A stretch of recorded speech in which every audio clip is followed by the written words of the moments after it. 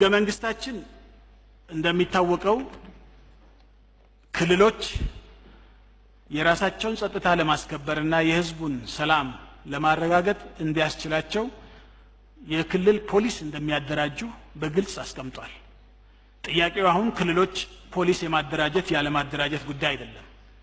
ጥያቄው በህገ መንግስታችን አንቀጽ 55 ንዑስ አንቀጽ 7 ላይ ለህዝብ ተወካዮች ምክር ቤት ከተሰጡ ስልጣኖች ውስጥ አንዱ የአገሪቱን የፖሊስ አደረጃጀት ስርዓት ያበጃል ይላል። የአገሪቱ የፖሊስ አደረጃጀት ስርዓት ምን መሆን አለበት የሚለው በህዝብ ተወካዮች ምክር ቤት ስታንዳርድ ሊቀመጥ ይገባል ማለት ነው።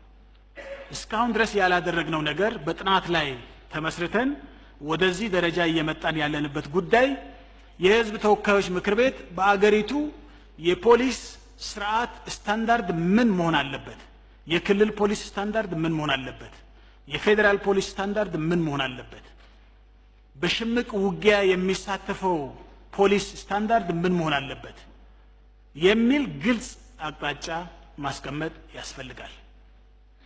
ከዚህ አኳያ ይሄንን የማድረግ ስራ የሚቀረን ተደርጎ መወሰድ አለበት።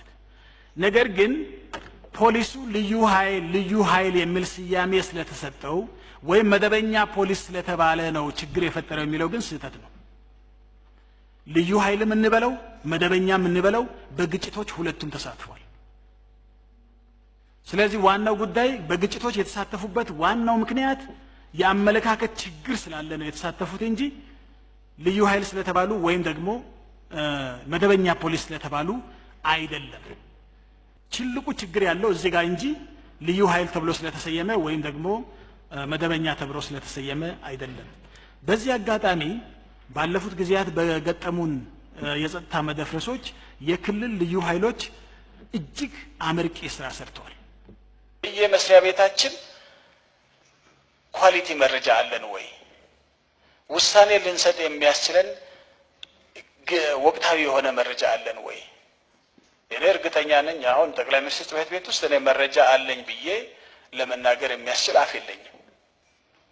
ሰዎች በተናገሩት ላይ ተመስርቼ ነው እየወሰንኩ ያለሁት እንጂ በጣም ወቅታዊ የሆነ ታች ያለችውን መረጃ አግኝቼ በዛ መረጃ ላይ ተመስርቼ ውሳኔ እየሰጠሁ ነው ብዬ ለማለት አልችልም።